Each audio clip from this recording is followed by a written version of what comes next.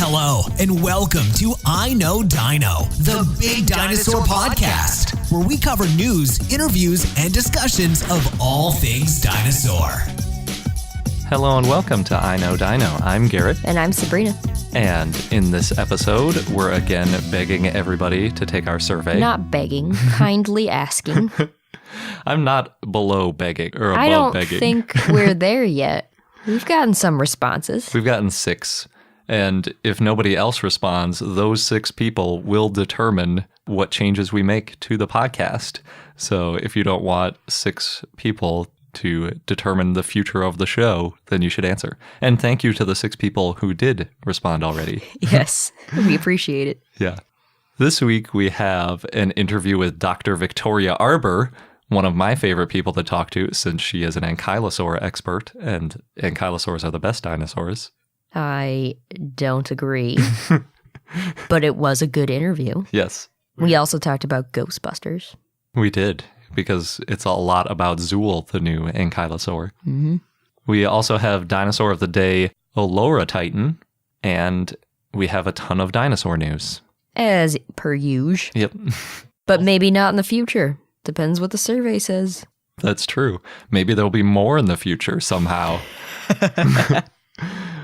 And we'd like to thank our Stegosaurus patrons, Chris, Nicholas, Kyle and Betsy, Blaze Campbell, and Trent Carbajal. Thank you so much. We really appreciate you and all of our patrons. And if you want to join this awesome group of people, check out our page at patreon.com/iknowdino. Yeah. And one of the questions in our survey is about what kind of Patreon rewards we would do in the future. So if you're not a patron because you're like, oh, I don't really like any of these rewards, and you take the survey and you're like, oh, but if they gave us t-shirts or something, then I definitely would be a patron. Have we convinced you yet to take this survey? I guess we'll find out. Yeah. Yeah. Now that we're done begging, let's jump into the news. I don't think that was begging, but anyway. Yeah. Sabrina is above begging, apparently. I am not. So first of the news is an article published in Nature's Scientific Reports, and it's a really great skeptical article looking at what appear to be the sensory organs in the snout, which is technically called the rostrum, kind of the upper part of the snout of dinosaurs, and their features called neurovascular canals. So we've talked about the T-Rex article where they talked about how there were likely scales that were very sensitive around the mouth, and that's related to these types of canals. I think the ones that they're talking about are a little bit more connected, and they're the types that you find in something like a Spinosaurus. And you also see them in pliosaurids, which are sort of like mosasaurs. You know, they're those aquatic animals that are marine reptiles. So the idea is that these neurovascular canals are used to detect prey in the water. So alligators have them on their snouts, and other animals do. You know, they can detect electrical signals. I think it's like the ones that hammerheads have on their head too, if I'm not mistaken. So kind of a handy thing to have if you're in the water, theoretically. But what they did is they looked at Nader, which is an allosauroid from the Isle of Wight. And since it's an allosauroid, it has xiphidont teeth. Hopefully I pronounced that right. It's not in any dictionary that I looked in. I guess I need to get new dictionaries, which are generally thought to be used for cutting through flesh. So if you think of any kind of carnivorous dinosaur teeth, they're larger, they're serrated, and, you know, sharp, all that kind of stuff. But if you look at animals that eat aquatic slippery prey, they tend to have more spear-like teeth because you just kind of want to stab through the fish and keep it from wiggling away. You're not trying to slice it into pieces. So it's kind of a different way of attacking animals. And sometimes they also have cone-shaped teeth like mosasaurs did to crunch through shells, but they wouldn't have these serrated xiphidont teeth. Another clue, or potential clue, is that these allosauroids have grasping hands, and they also have a body type that looks like it's adapted for terrestrial predation, basically the ability to run and kind of get after its prey. And that's not really the kind of thing you would expect to see from an aquatic animal. So then the question is, since Nader has these same apparent sensory organs on its snout, those neurovascular canals, was Nader also aquatic? Or were these neurovascular canals used for something else? So the authors think that Nader was still terrestrial and not aquatic. There's several pieces of evidence. You've got those teeth, the hands, the ability to run. It doesn't really seem like there's anything aquatic going on there. What they say is, quote, "We propose that enlarged neurovascular facial canals shouldn't be used to exclusively support a model of aquatic foraging in theropods, and argue instead that an enhanced degree of facial sensitivity may have been linked with any number of alternative behavioral adaptations, among them defleshing behavior, nest selection or maintenance, or social interaction." So that immediately made me think of that T-Rex article, because there was that whole like T-Rex is a sensitive lover thing that was going around with everybody because they have sense organs around their snout that appear to be good. But then there were also similar comments like, they could see how warm the nest is, or they might use them during mating or whatever. All sorts of nice uses. Having good senses is always a good thing. It doesn't necessarily have to be aquatic. Defleshing, though. Yeah, defleshing. I guess so you can feel your way around a body. Because, depending on where their eyes are versus where they're biting, sure, you might not be able to really see exactly what you're doing with that animal you're chewing on. So it's really interesting. I mean, that's one of the main things people use to talk about how Spinosaurus is likely aquatic, is it has these neurovascular canals. So it may potentially support it, but like they say, it shouldn't be the exclusive thing that's used. You need to have a lot of other evidence to go along with it.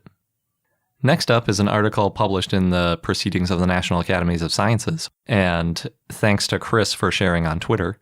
It was written by Lawrence Percival and others, and it's all about the Triassic-Jurassic Extinction. So I think a lot of people don't realize this, but there was actually a mass extinction in the middle of dinosaurs' reign. Oh, in the middle? Yeah. I know about right before that led to them. So the one right before is known as the Great Dying, also known as the Permian-Triassic Extinction. It's quite a name. Yeah, it wiped out, I think, something like 70 or 80% of animal species on Earth, which is why it's called that, because it was, as far as we know, the biggest mass extinction ever by a pretty large magnitude. And a lot of times these mass extinctions are used as the dividing lines between eras in paleontology. So this one marks the boundary between the Permian and the Triassic, which is why it's also known as the Permian-Triassic Extinction, and sometimes the End Permian Extinction. But that was the one that kind of led the way to some dinosaurs popping up. The Triassic-Jurassic Extinction was about 201 million years ago, so that marked the end of the Triassic. And the dinosaurs were already around at this point, but they weren't yet dominating the world. So when we talk about dinosaurs, it's actually pretty uncommon for it to be a Triassic dinosaur. Typically, they're from the Cretaceous, often from the Jurassic, rarely from the early Jurassic or Triassic, just because they weren't so ubiquitous back then. For quite a while, there's been a debate about what caused the Triassic-Jurassic extinction, and some of the leading theories are just like they were with the Chicxulub impactor versus volcanism or climate change or other possible strange causes people can come up with. There's like anoxic events we talked about where the ocean loses a lot of its oxygen and then everything in it seems to die and it can affect a lot of the ecosystem. So Percival and his colleagues looked for some more evidence specifically for volcanism. And what they were looking for was really mercury, because it turns out that when volcanoes erupt, they release mercury into the atmosphere. One of the lovely things. That's what you want. Mercury everywhere. So they found several huge pulses of mercury in the sediment over about a 1 million year period. That's a lot of volcanic activity. And the results are pretty similar to a massive impact. We talked about how when the Chicxulub impactor hit and it hit this sulfate area, it put sulfur into the upper atmosphere and that cooled down the whole Earth. When volcanoes erupt, they also emit sulfates. and do the same kind of thing, especially if it's a really big eruption. It gets up into the upper atmosphere and it cools down the whole Earth, and then plants die, and then animals die, and so on and so forth. Then you have a mass extinction. So we know from the fossil record that the Triassic-Jurassic Extinction knocked out lots of amphibians, lots of non-dinosaur reptiles, and even a lot of early therapsids, which are the ancestors to mammals. And what ended up happening is these animals went extinct, and then dinosaurs filled up all these niches that were left behind by them. There's still a lot of theories of why that happened. It could have been because they could move more quickly. They had that caudofemoralis muscle, and they were bipedal, so, maybe they could run around quickly. Simple answer. They're dinosaurs. Yeah. And they're just awesome. So they just kind of filled in all these niches. And then the Jurassic is really when you see all the dinosaurs popping up. You get the Stegosaurs, you get, all sorts of different ornithischians or ornithoceladons, if you want to go down that road. Theropods, you've got Archaeopteryx flying, everything's going nuts in the Jurassic. And it just kind of continues into the Cretaceous. So pretty interesting article to show that volcanoes may have been the cause. It's in no way definitive because it could be that there was also something else going on, like an anoxic event that might have added to it. And there is actually some evidence of that. It's hard to say exactly what was going on, but it looks like volcanoes were doing quite a bit of erupting. And disrupting. Yeah, nice. Next up, we have a couple trackway news items, which are always exciting. We like some good ichnofossils. And I'm going to start with the one that I thought was the most interesting. It was published in Sociedad Geológica España, or SGE, which is easier for me to say. And it was written by Labib Boudchiche, hopefully I got that right, and others. What they found was a really awesome trackway in Morocco. So they're late Cretaceous prints, and there are 196 individual prints, which is pretty amazing. A lot of the discoveries we talk about are like one print, maybe 4 prints. You get like 10 or 20, you start to get excited because you can see how it was walking. 196 is pretty awesome. They're mostly sauropod tracks, and they're narrow to medium gauge, showing that they're probably titanosauriform, which is probably evident from being late Cretaceous. In addition, there's also an undetermined quadruped, likely an ornithischian, which is pretty cool to get thrown in the mix. Yeah. And there's actually like 4 or 5 kind of crisscrossing dinosaur tracks. So the picture they show, it's like a 90-degree angle. There's one set of tracks going one way, and then crossing them is another set of tracks. So there are dinosaurs walking all over the place. A little traffic jam. A little bit. The coolest thing to me is that if this undetermined likely ornithischian was 4-legged, it was probably running based on the pattern of like where the hands and feet line up. It kind of looks gallopy or something. Mm-hmm. And if it was running, it was probably going about 40 kilometers an hour, or about 25 miles an hour. It's pretty fast. Yeah, so it was really trucking through there. When I read that, I was thinking, like, I wonder if it was trying to get out of the way of like a sauropod that was going to step on it. Could be. Or something. Or maybe, something was chasing it. Just dart out real fast. Oh, and maybe the sauropod blocks it from whatever's chasing it. Yeah, it was like running into a herd to like protect itself or something. You can come up with all sorts of fun stories that have zero scientific evidence to back them up, but I enjoy it. And real quickly, I just want to mention one from the Inner Mongolia, which is a Deinonychosaurian, also known as a raptor, trackway from the late Cretaceous. So if you're into Deinonychosaurians, there's one there now. It was behind a paywall, like I couldn't get any access to it, so that all I could see was the title. Yeah, same here. Yeah. But that's an interesting dinosaur. Yeah, and I think it's the first one from the area, from what I could tell. Cool. Yeah. Next up is an article by Lida Xing and others published in Historical Biology, and they also found a Deinonychosaurid, but these were in Iran, which is a place we rarely talk about with regards to dinosaurs.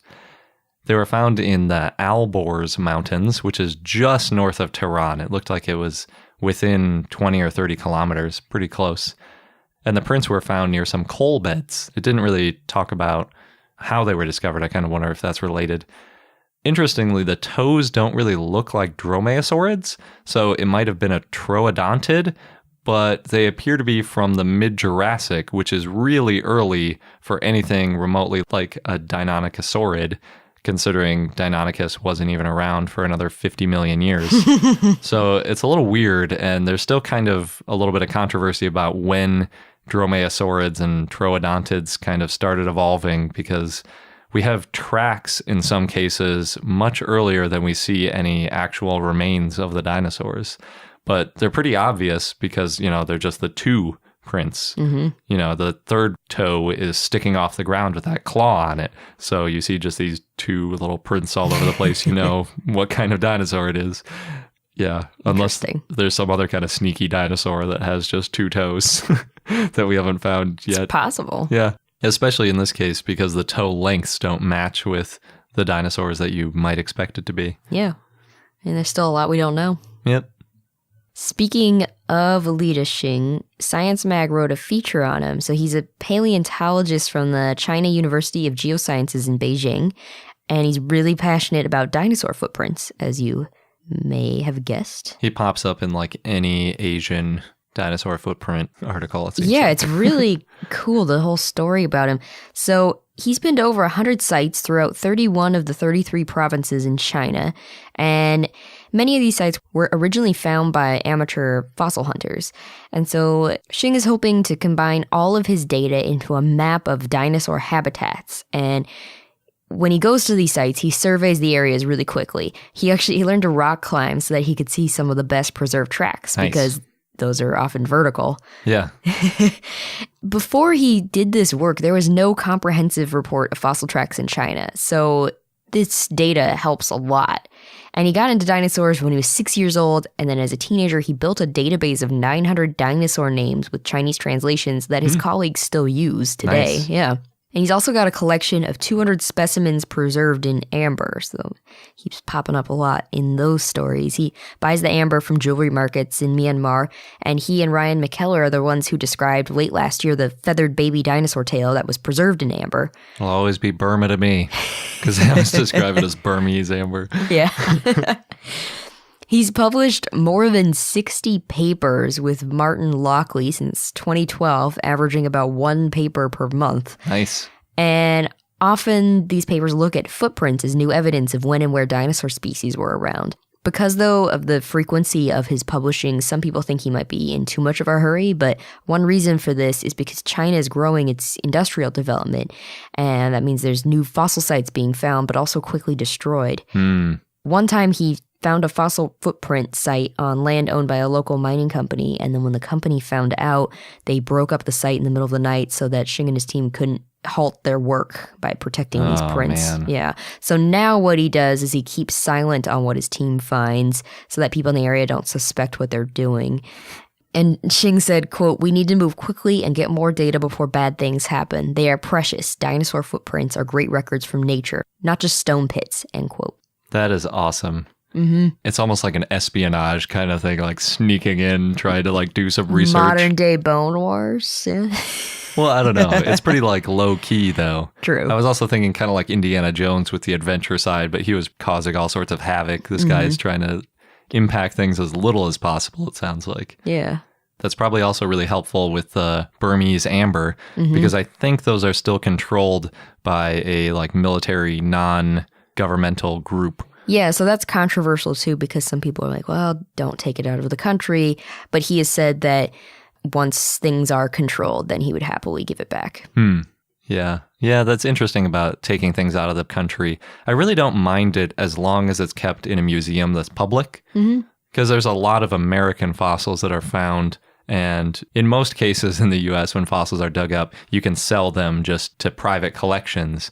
And some of those end up internationally and whatnot. And I always prefer when they're still in museums, regardless of where they end up, because there are some countries that were just underwater, so they couldn't get any dinosaur fossils. So it's nice to be able to open a dinosaur museum. You know, we've got plenty of Triceratops. Somebody else can have a skull here and there. And the same is true, I think, with China. You know, they've got hundreds and maybe even thousands of these feathered dinosaurs. So just filling the racks and the backs of museums is no fun. You want to get those on display somewhere. Yeah. Next up is a new dinosaur find. It's not a new species, but a new find. It was published in the Annals of Carnegie Museum by Gina Hannock and others. And what they found was a juvenile Parasaurolophus, which was named by Marsh back in 1890. That's actually included in the title of the article. Kind of interesting. Yep. And they found it in the Morrison Formation in Dinosaur National Monument on the Utah side. They found 5 partial vertebrae from this juvenile Parasaurus, and they know that it's a juvenile because its bones aren't yet fused. And we've talked before about how that's a good indicator of whether or not an animal is a juvenile or an adult if the bones are fused. So that way we can tell. And it's probably the youngest Parasaurus bones that have been found so far. Parasaurus is also not a very common fossil, so it's nice that we have another example, even though it is only 5 partial vertebrae. And if you hear the name Parasaurus and you're like, that sounds familiar, but I don't really remember what it is, it's probably because it's the diplodocid that's rearing at the American Museum of Natural History. And it's controversial that it's rearing. Mm-hmm. Although we talked about a paper a couple weeks ago where rearing may have been very common, so who knows? Maybe it's a good thing they haven't changed it. Next, this might be my favorite piece of news in a while. So Drumheller, which is in Alberta, Canada, and where the Royal Tyrrell Museum is considering renaming some of its streets after dinosaurs. Nice. Yeah. So the town of Drumheller, they launched an online poll to see which dinosaur names to use, and it's all part of Drumheller's Canada 150 celebrations, which aims to make Drumheller the dinosaur capital of the world. Or at least reinforce the idea. So the streets that will be renamed will be in the downtown area, and to keep people from being confused, the original street names will stay in place and residents won't have to change their addresses, although if I lived there, I would change my address. Yeah. But there are plans to have medallions of selected dinosaurs added to the street signs and digital maps with more information about the dinosaurs to get more people exploring downtown on foot. Cool. Mm-hmm. Yeah, I guess that's kind of like how some of the streets have a memorialized name, like how there's Avenue of the Americas, which I think is the same as what, 6th Avenue in New York. Yeah, but I don't think anybody writes Avenue of the Americas in their address. They just write 6th Avenue. I don't know. I guess you could if you felt like being fancy. Yeah. If I were voting, I think I would go for like Ye or something. Something really short. Yeah. Easy to write. I wouldn't want to write out like Therizinosaurus or Parasaurolophus or something Well, every I think time. they're thinking like Gorgosaurus and maybe Albertosaurus or something like that. T-Rex. Maybe. Tyrannosaurus is kind of a mouthful too. Most of the dinosaurs are pretty long names. Worth it though, to say you live on like Tyrannosaurus Rex Lane or something. Yeah, that would be pretty cool. Mm-hmm. I wouldn't mind spelling Ankylosaurus to people all the time if it meant that I got to live on Ankylosaurus Avenue. There you go. Plus now you can get stamps or stickers with your address. You don't have to write it out. Yeah, I just think of when I have to spell it to people on the phone all the time. Yeah, maybe. Yeah. Could be fun though. Yep. Next, in Winton, Queensland, Australia, scientists have found a very complete sauropod skeleton with gut contents. Ooh. I know, more good news. Yeah. So David Elliott and his son found this skeleton 2 years ago while mustering sheep, near where another dinosaur had been found 4 years before that. Is mustering the same thing as herding? Is it called mustering when it's sheep? I guess so. Interesting. I don't know. This isn't a podcast about sheep. I guess not. Or were they arming them all? That's what I think of when I hear mustering. Oh, I think of like mustering up the courage to do something. Oh, okay. They're getting them all like amped up. It could be. Anyway, back to the gut contents. They might be horsetails. Ooh. I know, very exciting. So the dinosaur will be called Judy, after David's wife. She's been coordinating digs for the last decade, and Judy the dinosaur probably died young. It's not official yet which type of sauropod it was, but paleontologist Stephen Poropat said that he doesn't think it's a new species. So far, teeth, skull fragments, and 10 interconnected neck vertebrae have been found. The dig's going to resume in August with a number of scientists, and they're hoping to find up to 50% of the skeleton. And once Judy the dinosaur is excavated, she'll be put on display at the Australian Age of Dinosaurs Museum, probably in like 2022. Cool. Mm-hmm. Australia has a lot of good museums. I know, we need to go. They're pretty far spread out, though, unfortunately, because Australia is big. Yeah, very big country. Next, Extinct Monsters shared an update of Maryland's Dinosaur Park in Laurel. So it's this 41-acre site where people have been finding dinosaurs since 1858, first by iron workers and then by paleontologists, including Marsh, Hatcher, Gilmore, and Lull. So some big names there. Fossils found include a large sauropod femur and basal ceratopsian teeth. Dinosaur Park was formally dedicated in October of 2008 and is a citizen science project. So schools can visit, they have open houses so visitors can help look for fossils, and all fossils found go to the county's collection, but really important finds end up at the National Museum of Natural History.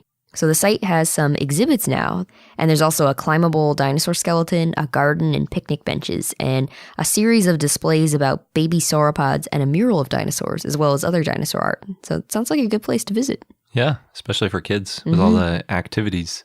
Indeed.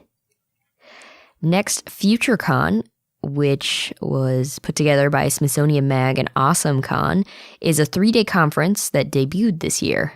And part of it focused on Antarctic dinosaurs. So when dinosaurs lived, Antarctica was much warmer and covered in forests, and now it's a very difficult place to excavate fossils. And often it takes multiple seasons to retrieve even just one dinosaur specimen. So the Field Museum in Chicago was creating an exhibit for dinosaurs found in Antarctica, and we've talked a little bit about that. One of the exhibits will show a skeleton and reconstruction of Cryolophosaurus ellioti. And there's also films being made about Antarctic dinosaurs, including one by producer David Clark, whose upcoming film will show dinosaurs in the Antarctic forest. And Clark directed Dinosaurs Alive, which is the 2007 IMAX film. And that one took 8 months, 100 artists, and over 100,000 hours to render. So you can only imagine what this new film will look like. In Utah, the Bureau of Land Management's Moab Field Office has free Jurassic walks and talks every weekend from now until Labor Day, which is in early September. So there are guided hikes to fossil and track sites at 8 or 9 a.m. on Fridays, Saturdays, and Sundays, and they also have hands-on educational activities for kids in the evenings. So if you're looking for something to do, go there. There's so much to do in Utah with dinosaurs. Malta, Montana also has a really cool museum, the Great Plains Dinosaur Museum and Field Station. It's been around since 2002, and one of the biggest attractions is Leonardo, a Brachylophosaurus found near Malta. And Leonardo is a mummified dinosaur with a lot of preserved skin and soft tissues. Awesome. Yeah, so the museum recently opened up a new display of an animal distantly related to dinosaurs, a plesiosaur. But I mean, if we were to go there, it would be to see Leonardo. Yeah. Yeah, man, I love going to those tiny museums in Montana and Colorado and stuff because it's always real dinosaur fossils. And by that, I mean, you know, not cast replicas. And there are always things that were found just like a few miles away. And usually when you go, there's a paleontologist or someone that knows a lot about it there that's just kind of sitting around because they don't have a ton of visitors. So you can be like, so what's going on with this? And they're like, oh yeah, we found that 8 years ago. We dug it up and it was on this family's ranch or whatever. It's great. That dinosaur trail is so cool. Yep. The dinosaurs at the Milwaukee Public Museum in Wisconsin are getting an upgrade. Nice. So the museum has a Hell Creek dinosaur diorama that opened up to the public in 1983, and at that time was the largest installation in North America. Ooh. So the dromaeosaurids on display looked like scaly reptiles with black stripes, but now they're going to get bright yellow faces and brown and black feathers. And the inspiration for this color scheme is the yellow-headed vulture. I don't think I know that one. That sounds kind of intense. It does. They're also getting new sculpted claws because the old ones look, quote, very Frankenstein-like. Interesting. In the pictures, it looked really pretty. Yeah. I remember those dinosaurs from my childhood in Milwaukee. They looked pretty awesome to me at the time. That was before you knew. Yeah, I guess so. But I think it's also pretty easy to impress a child with dinosaurs. Yeah. That's true. They don't need to be like super scientifically accurate or anything. They just need to be big, maybe make a little noise, and then you're set. Speaking of making noises, the Royal Belgian Institute of Natural Sciences posted on their Tumblr about Parasaurolophus Sounds, and you can see Parasaurolophus in their dinosaur gallery.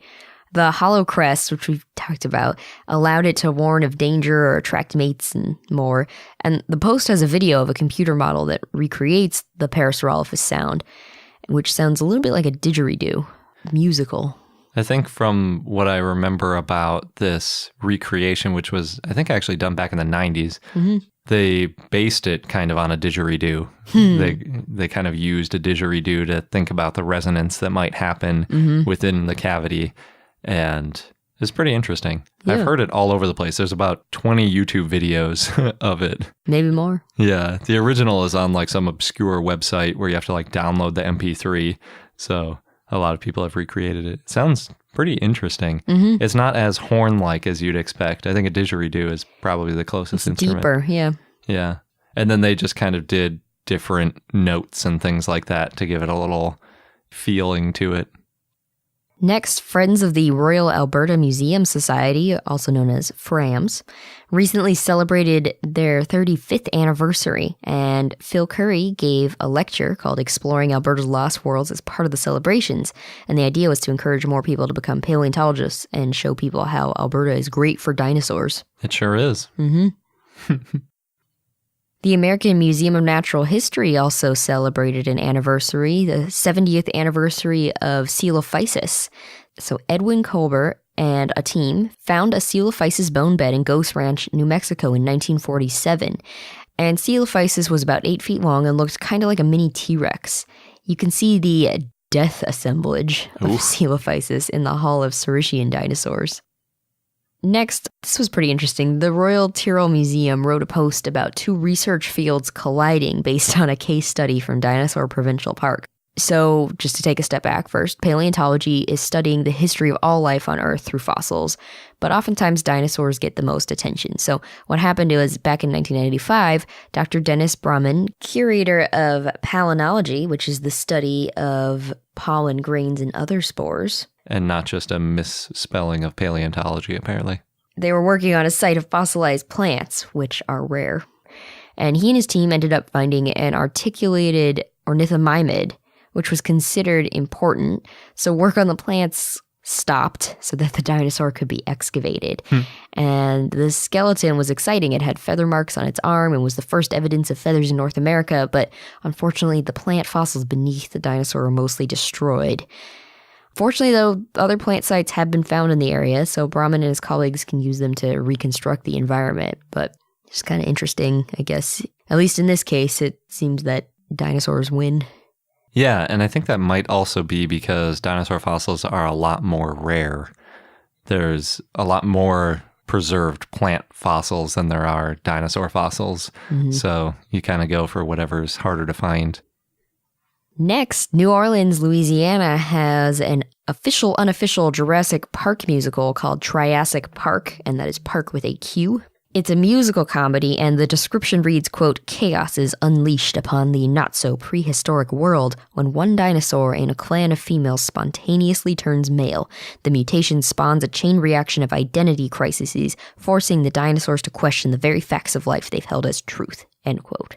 And Triassic Park is an off-Broadway musical. It started in 2012, and it's won awards. It reminds me of a show we saw in New York in like 2010, 2011 called Jurassic Park with a Q. I wonder if that's the exact same play. That was the same plot. Yeah, so maybe they just renamed it. I don't know. Maybe they got sued or something because Jurassic Park. We're calling it the official-unofficial musical. I bet it is the same one because it was Triassic Park with a Q versus Jurassic Park with a Q with the exact same plot. It's got to be the same thing. I enjoyed it. Yeah, that was really good. I remember watching that. It was all people. I don't think they actually had dinosaur costumes. No, but they acted like dinosaurs. Yeah, and they might have had like a tail or something simple going on. Yeah, that was cool. It was in a really small theater, and I think like everyone else there knew someone in the play. Yeah, it was part of some festival that was going on we happened to hear about. Yeah, that was cool. That's one of the best things about New York is all the plays, especially the off-Broadway ones because they're so much cheaper and you can find really specific stuff like, say, a musical about dinosaurs that would never make it onto Broadway because there aren't enough people. But, you never know. Yeah. I guess if you do something like Walking with Dinosaurs. But Next, Georgia, the state of Georgia, had a special election at the end of June, and a bunch of people dressed up in inflatable T-Rex costumes to campaign for John Ossoff, the 30-year-old Democratic candidate who was running for Georgia's 6th congressional district.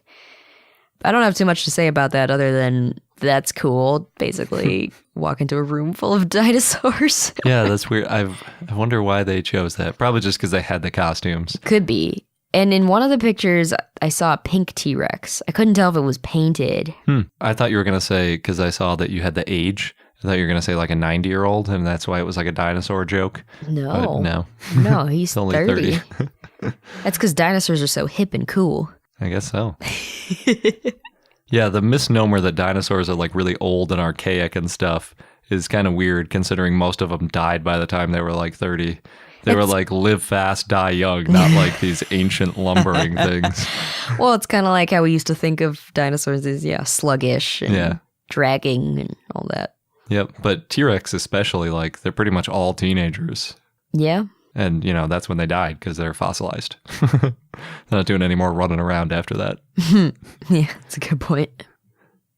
There's also a new coloring book called Dinosaurs Live by paleoartist Ted Rechlin. Exclamation point at the end of live. Yeah, not at the end of the paleoartist name. And it looks pretty cool. So in the sample on the publisher's website, there's images of dinosaurs and their skeletons that you can color, and the pages also have facts about that dinosaur. It's meant to be part comic, part interpretive text, and all coloring, as it says. It has 31 full-page spreads, all of North American dinosaurs, including favorites like Stegosaurus and Acrocanthosaurus, which you may know as the villain in Raptor Red, which is a great book. It's a villain in a lot of things. I don't think it's ever the hero. Maybe, I don't know. Raptor Red, I think, is just about the only time when raptors are a protagonist.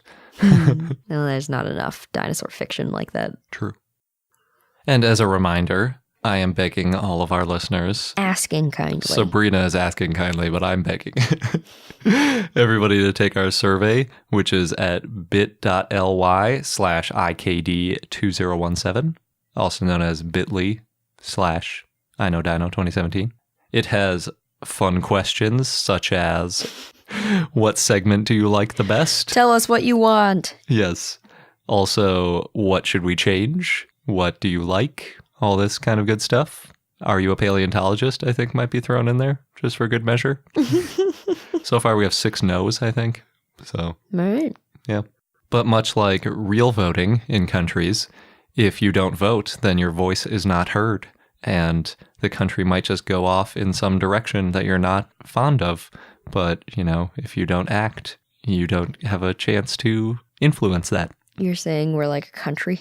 Sure. I know Dino Land. I don't know. I know Dinopia. We're the supreme leaders, though. You don't get to vote on who hosts the show. Hope you like us. Yeah.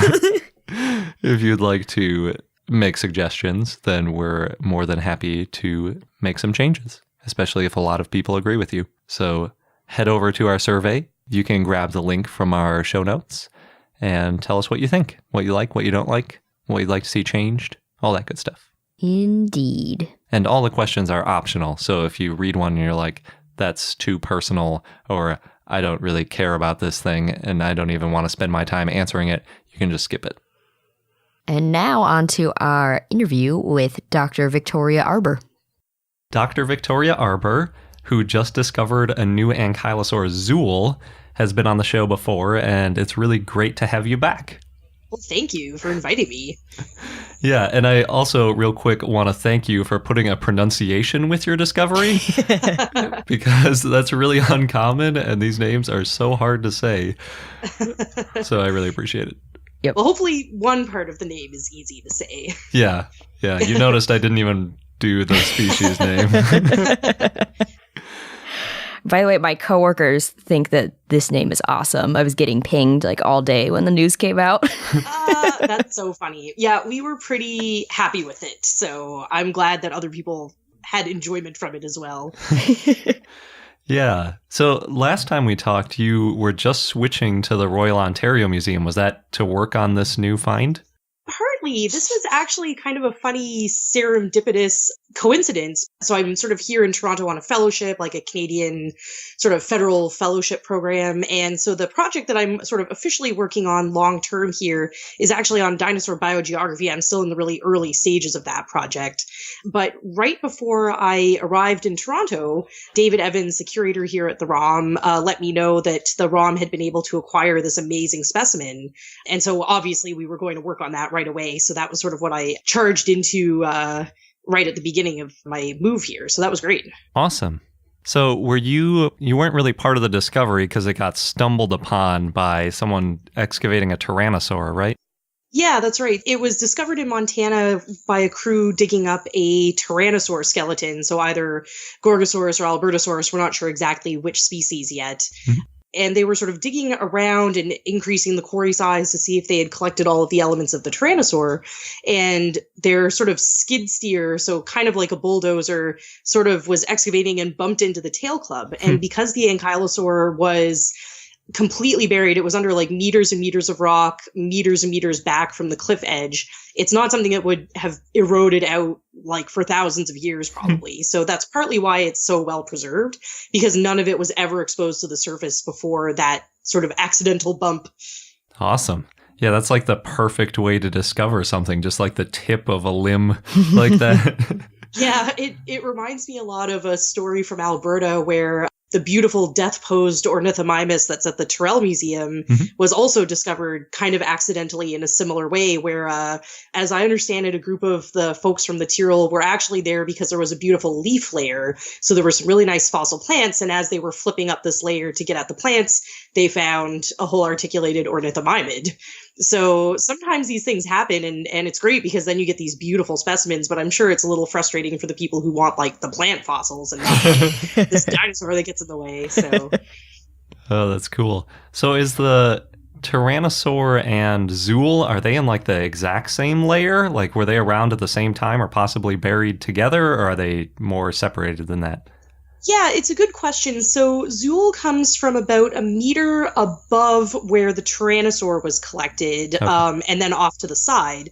But this summer, we're hoping to get back to the quarry for a few days. We'll be going there with some of our geologist colleagues, and hopefully we'll have a chance to sort of really get a good understanding of like the depositional environment and what exactly it means to be a meter away within this bone bed. Mm-hmm. Cool. Were you part of the actual like excavating process for this find? No, sadly I was not. This was actually excavated was mostly in 2014. Okay. So not too long ago, but well before I became involved with it. But now you've got like this enormous, what was it, like 30 tons? Is that how much it weighs? It's just outrageous. I think it's like 35,000 pounds and wow. like 15,000 kilograms. We just went out to take a look at this. So we're talking about the belly block. So far the skull and the tail club have been prepared. Mm-hmm. Not like full, the skull is completely out. The tail club we're leaving sort of half embedded in the sediment because of the soft tissue preservation, and it's articulated and it's just really long too. So just getting it out as one piece would be really tricky. But it's kind of like uncovered to the level that makes sense for the research we're doing on it right now. But then the belly block is just so huge. I mean, we went out to look at it again just this week, actually on Tuesday. And it's like having a whole quarry just in front of you. Like, it's just so huge. We can like get up and stand on top of it because there's still areas where it hasn't been like prepared down to the bones. You can sort of like stand on top, and it's like being in the field basically. So it's just kind of dumb, actually. Like it's like intimidating to look at it. So we're pretty excited. So that block, we can see the pelvis and the dorsal vertebrae going up towards the neck, and we can see ribs and we can see osteoderms right now. So some of the big giant spikes. So we're hoping that when we get it cleaned up and we go all the way down and sort of clean. So right now it's kind of belly side up. We're hoping that once we sort of clean that down, we can flip it over and then clean down from what would have been the top of the body and hopefully find more skin impressions, which would be great. Yeah. Is there something about them getting preserved upside down that helps? Because there's also that other nodosaur that's at the Royal Tyrrell Museum that was upside down. Or is it just because they're top heavy? So like if they sink top first? Yeah, I'm not really sure, but a colleague of mine, Jordan Mallon at the Canadian Museum of Nature and Don Henderson at the Tyrrell are taking a look at the taphonomy of upside-down ankylosaurs, so that should be interesting when they finish that up. But I definitely think that being preserved upside down helps with getting the osteoderms preserved and the skin impressions, just because, as far as we know, like most of the osteoderms are on the back and the flanks. Mm-hmm. And not really along the belly per se. So it's not like they're not like completely encased. It's sort of on the back and the sides. And so if it flips over and is on its back and you've got sort of all the rest of the body like pressing down into the sediment, I think that definitely helps with getting the nice skin preservation and keeping the osteoderms in place. And it must have been buried reasonably quickly to keep it from being like scavenged and pulled apart by water. So we don't know exactly what killed this dinosaur yet, but whatever the case, it must have been buried like relatively quickly without it just sitting out on the surface for a long time. Mm-hmm. Yeah, because you even had like an eyelid, don't you? Yeah, it's so cool. It's one of my favorite things about ankylosaurids. And so far, that's a feature that we only see in the derived North American ankylosaurids, so the guys with tail clubs that have sort of migrated from Asia back into North America, that group, for whatever reason, evolves this really bizarro bone in their eyelid. So it must be an osteoderm that's just in the eyelid for some reason.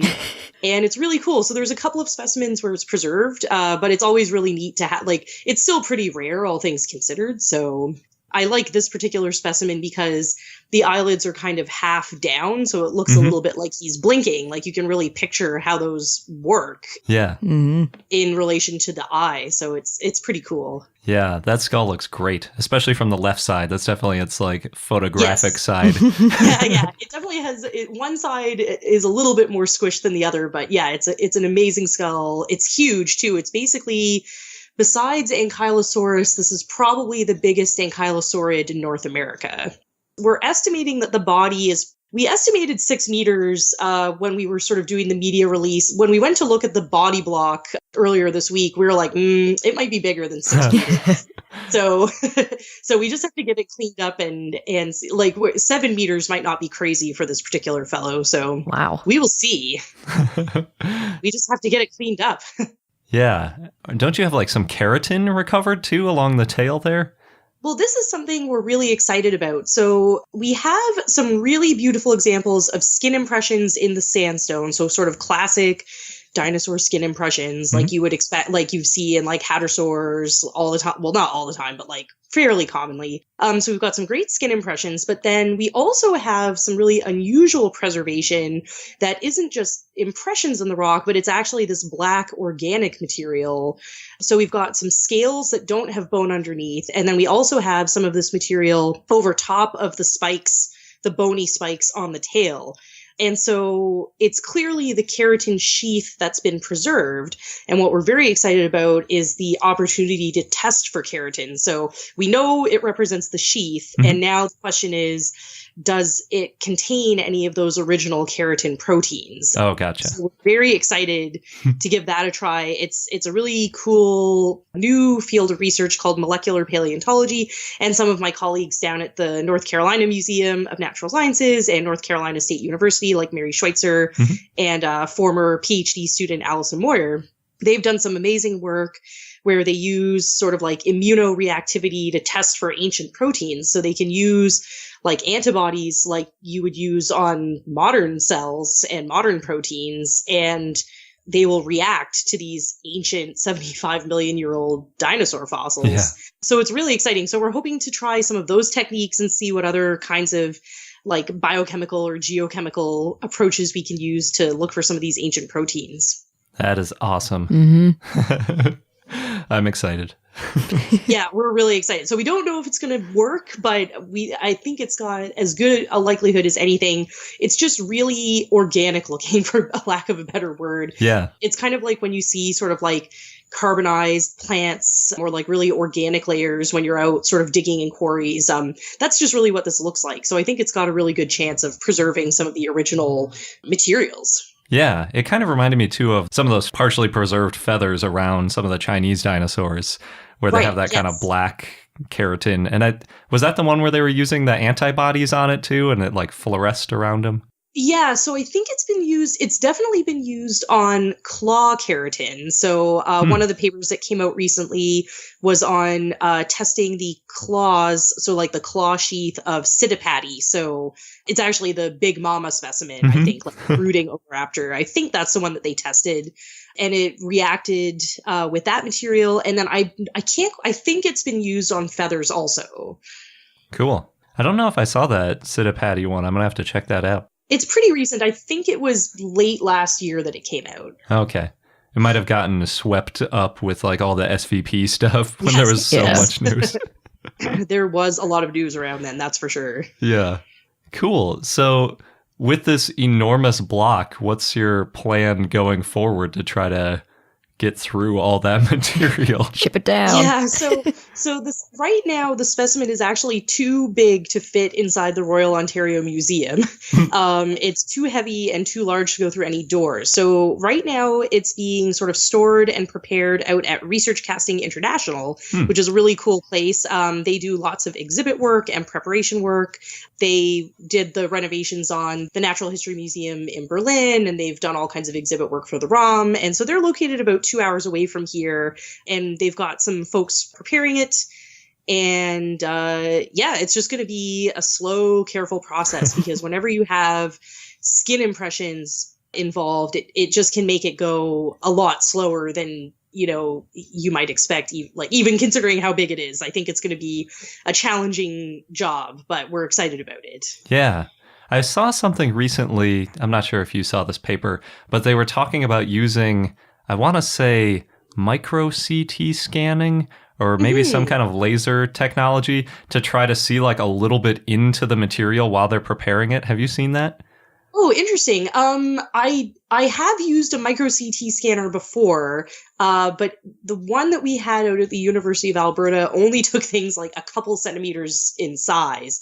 So I don't know if we could use anything because this thing is just too big. Yeah, that's true. But it would be really interesting if there was a way we could sort of peer inside a little bit and just know what to expect. But I think it would be challenging to work out exactly what the skin impressions or maybe the preserved skin might even look like through some of those things. It can be hard enough just to tell bone sometimes in these CT scans. So yeah, I think we might have to do it the old fashioned way with our eyeballs. Yeah.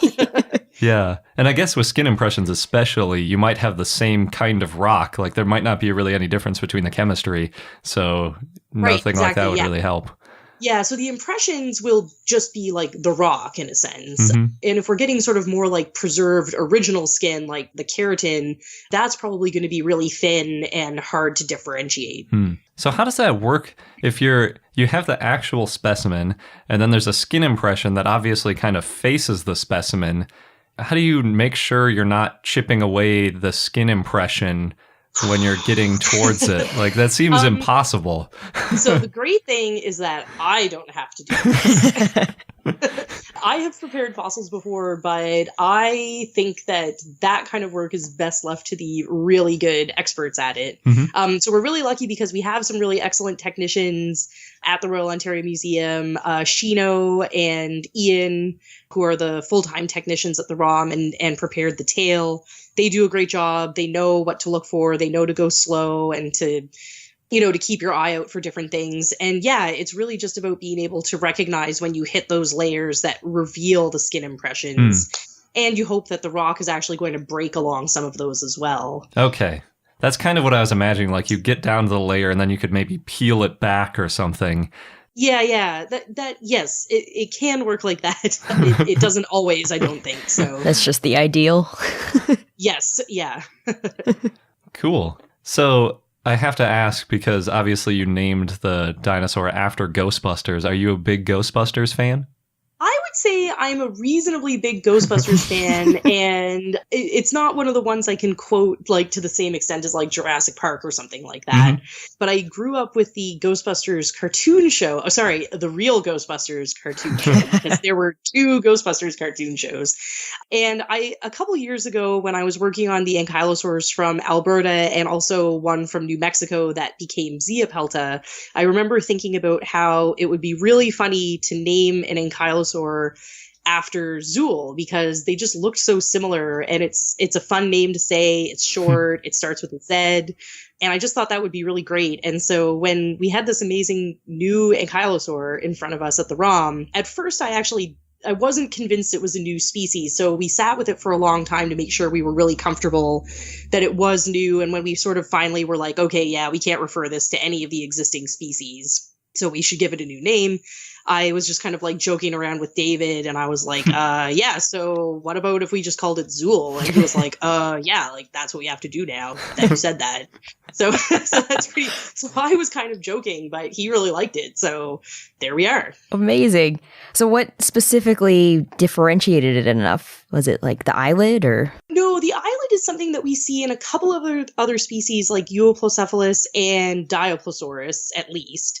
Some of the things that were different were the shape of the horns at the back of the skull that are behind the eye. They've got sort of these long horns, kind of like what we see in Scolosaurus from the Two Medicine Formation and the Dinosaur Park Formation. It's got these nice long squamosal horns. And then the big thing that was really weird and different about it was that the sort of pattern of tiles that go across the snout and up onto the forehead of Ankylosaurs from Alberta and Montana. Usually these are all sort of flat, and they're like a series of nice like flat hexagons, and they're just kind of like making this really cool pattern. And when we looked at Zool's skull, all of these little tiles kind of like were laid over top of each other. They had these weird peaks at the back, and especially over top of the eyes, sort of in the forehead region. They got really sort of pyramid-like and peaked, almost reminiscent of some of the ones that we see in Mongolia. And so it's a subtle difference, but it's something that we haven't seen in any other skull from Alberta or Montana. And we felt that sort of justified separating it out as something different. Yeah, Cool. That's really interesting. Yeah, I know the horns. I'm familiar with like the different types of horns, but I hadn't heard about the scales. That's really cool. Yeah, the scales are really neat, and there's something that's useful for telling the different species apart if you're careful, because each skull is a little bit distinct. There's obviously some like plasticity in when they're developing that they can have sort of slightly different shapes and patterns. But if you sort of take a look at the overall pattern, the overall shapes, that can tell you some things about how they differ from each other. Cool. And then you also, I saw that Dan Aykroyd showed up to kind of present Zool. Did you get a chance to meet him and talk to him about dinosaurs? I did. I sort of hosted him for that tour through the ROM Paleo Collection, and it was definitely a cool and strange experience, but wonderful. So Dan Aykroyd is actually a really big supporter of Canadian paleontology. He's Canadian himself, and he has gone out for multiple expeditions in the Grand Prairie region of Alberta with my PhD supervisor, Phil Curry, and did a lot of support of the Phil Curry Museum that was built up in Grand Prairie. So he's no stranger to Canadian paleontology, and so David Evans at the ROM sort of knows him through these various connections that we have through Canadian paleo. And so when the paper was accepted, we were like, oh, we should probably like tell Dan Aykroyd that we're doing this, like, you know, that seems like the appropriate thing to do. So David fired off an email being like, oh, you know, we've chosen to name it this, and we hope you're excited, and, you know, let us know if you want to come by and see it anytime. And then a couple weeks later, they were there, like coming in to meet Zool. So that was really great. Yeah, that's really cool. I was kind of wondering if it might have been as like a thank you for all the work that he's done and like, you know, donating to the Philip J. Curry Museum and all that. I mean, I certainly think that's wonderful. It wasn't really when I picked the name. I picked it because I thought it was cool and funny, and I didn't really think about it much more than that. But it's obviously so wonderful that he's been a big supporter of paleontology and paleontological research. Yeah, and it was really generous of him to film that little sort of introduction for us, because, you know, that's a cool thing to do. So yeah, definitely. People seem to really like that. Yeah, I keep noticing him on more and more stuff. Like, I think he narrated a series about dinosaurs in Canada pretty recently. Yeah, that's right. Yeah, Dino Hunt Canada, which was on History Channel Canada, was narrated by him as well. So he keeps finding his way into all these like cool paleontology projects, which is pretty neat. Oh, and while we were there, we didn't get this on film, I don't think, but I was chatting with him about ankylosaurs, and he offered up of his own volition that ankylosaurs were his favorite group of dinosaurs. Yeah. Nice. So maybe he was just saying that, but I like to think that he meant it. So I thought that was pretty cool. They are the best. I mean, it's just obvious that they're the best. Yeah, it was wonderful. So is there anything else that you're working on or you'd like to share? The main things that we're working on right now are figuring out how we can share Zool through the ROM through exhibits. So we're working on planning and proposing ways to display the fossils at the Royal Ontario Museum. So that's all still pretty early stages, but it's really fun. I haven't really done exhibit type project development before, so that's been exciting for me personally. And it's also just such a great specimen. I hope that we can show it off as soon as possible. And we are planning what to do for the field season, visiting the quarry. We're describing some of the other material that was collected from that quarry because, of course, it's not just Zool. It's all kinds of other dinosaurs that represent basically an entire ecosystem that we don't know about. So we're starting to work on identifying and preparing that material. And we're also starting to delve into how to test for ancient proteins. So it's all pretty exciting. Awesome. Yeah. Are you thinking of doing, I'm trying to remember, we talked about the Maiasaura exhibit that was in Canada. I want to say that was at the Royal Ontario Museum too. Oh, it was. Yeah, exactly. Yep. Have you considered doing something like that where it's an interactive excavation thing? We have so many ideas right now. I wish I could share them. I can't really talk about anything until we actually get it finalized and approved and underway. But if all goes to plan, it's going to be amazing. We're going to have all kinds of great things to share. So awesome. Yeah, but the Maiasaura exhibit definitely was a real landmark exhibit at the ROM back in the 90s. Yeah.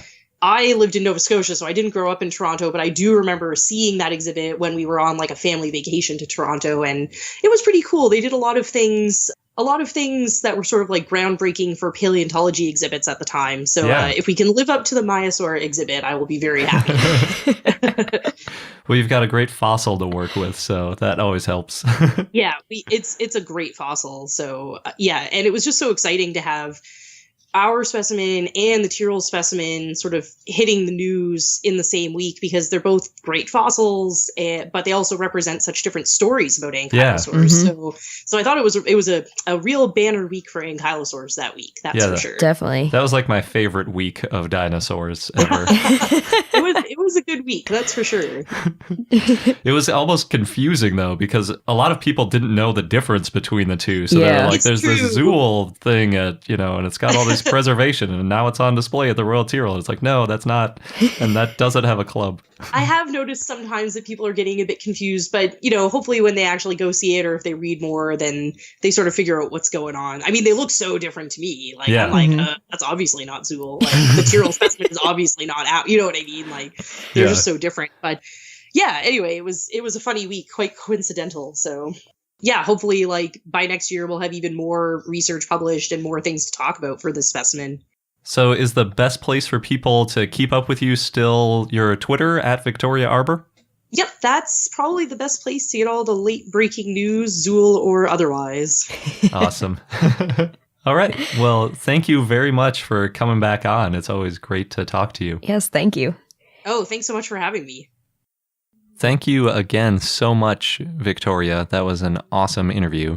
Yeah, we had fun. And we can't wait to see that dinosaur as it gets uncovered. Yes. I'm really hoping for a Maiasaura style exhibit at the Royal Ontario Museum because we haven't been to that museum yet, and that would be a great excuse to go there. That's true. They do have to whack it down a little bit, though, before they can get it inside, it sounds like, because it basically only fits in a warehouse right now. Yeah, it's huge. I was thinking that, too, because Jim Kirkland, right, with the Utah Raptor block. That one's only 9 tons. Yeah. This one's 35. Well, I thought it was 35 tons, but it's 35,000 pounds. So really, It's only 17 tons. But that's still almost twice as big. Yeah. It's I don't even know if you could put that not on the ground floor. I hope they come up with a really awesome display. There's so much to work with. And now for our dinosaur of the day, Olorotitan, which was a request from Braced via Facebook. And I hope I pronounced your name correctly. We looked it up. I'm not sure. So it was a Lambeosaurine hadrosaur that lived in the Cretaceous in what is now far eastern Russia, found in the Tsagayan Formation. Braced shared with us a photo that he took at the Museum of Natural Science in Brussels, and it's known as the Russian Swan of Hadrosaurs. It's got a long neck and a battle-axe-shaped crest. That sounds awesome. Yeah. Oh, the name means gigantic swan. There's only one species, Olorotitan arharensis, and the species name refers to where the fossils were found in Arhara County. It was described in 2003 by Pascal, Godefroit, Yuri, Bolotsky, and Vladimir Alifanov. The holotype consists of a nearly complete skeleton, and it's the most complete Lambeosaurine found outside of Western North America and one of the most complete dinosaurs found in Russia. It's missing its hands and feet, probably because there were scavengers that ate them before Olorotitan was buried. Just the hands and feet, that's kind of weird. It's probably missing some ribs too, I'm guessing. Could be. At the end of the Mesozoic, Lambeosaurines were numerous and diverse in Asia, but not in North America. This suggests that the climates in Asia and North America were different at the time. Olorotitan had a long neck, 18 vertebrae, and before Olorotitan was found, the longest hadrosaur neck that was known had 15 vertebrae. Although, number of vertebrae doesn't necessarily mean length of neck, because we have the same number of neck vertebrae as a giraffe does. It's true. Because they're just huge vertebrae.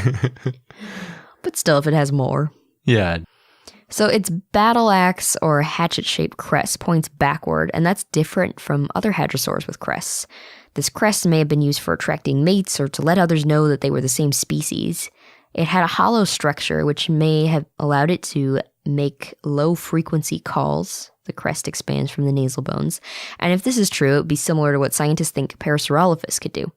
However, parts of the crest found were fragmentary or crushed, so it's unclear what route the nasal passage took. We would need to find another skull to know for sure. Olorotitan had a stiff tail, though it's unclear if they all had stiff tails or if this one had a pathology. We need to find more specimens to know for sure. Olorotitan was large. It may have grown up to 26 feet or 8 meters long. It was bipedal and quadrupedal, and it was an herbivore that could grind its food with its hundreds of teeth that were continuously replaced. It's found to be most closely related to Cretaceous and Hypocosaurus. Other animals that lived in the same time and place were Lambeosaurines, Caranosaurus, and Amorosaurus, the Hadrosaurine Kerberosaurus, as well as theropods, nodosaurids, turtles, and crocodilians. And our fun fact of the day goes back to the Great Dying, because what's more fun than mass extinction? Fun? Jeez. Fun to talk about, maybe? So the Permian-Triassic boundary, which was about 252 million years ago, also known as the Great Dying, wiped out most of the vertebrates on land. And interestingly, right after the mass extinction, Lystrosaurus accounted for about 90% of terrestrial vertebrates in that early Triassic period. And even though Lystrosaurus sounds like it was a dinosaur, it's not a dinosaur. It's actually a therapsid, which is a group that also contains all modern mammals. So it's actually closer related to us than it is to dinosaurs. Although it does look superficially kind of like a dinosaur because it's got sort of reptilian-looking skin and it's quadrupedal and all that kind of stuff. It also kind of looks like a dog. Yeah, the group that Lystrosaurus is within, I think the name means like four-toothed dog or something like that. Interesting. Yeah. So that kind of goes back to our point about how right after the Great Dying, when the Triassic period started, dinosaurs didn't immediately take over. It was really between the Triassic and Jurassic, when that extinction happened, that really gave dinosaurs that final push to kind of take over. Although that the Triassic is about 50 million years long. So that's almost all the way, if you measured from today backwards, you'd get almost all the way back to dinosaurs. That's just how long dinosaurs were around. It's pretty crazy. Mm-hmm. And that wraps up this episode of I Know Dino. Thanks for listening. And if you would like to join our growing community on Patreon, please check out our page at patreon.com/iknowdino. You can also help us shape our rewards by filling out our survey. She's asking nicely. I am. Not begging. Yes, please. Thanks for listening, and until next time. Thank you for listening to I Know Dino. If you have any questions or comments about dinosaurs, we'd like to hear from you at plesiosaur@iknowdino.com. And for more information on dinosaurs, go to iknowdino.com or follow us on Google, Facebook, Tumblr, or Twitter at I Know Dino.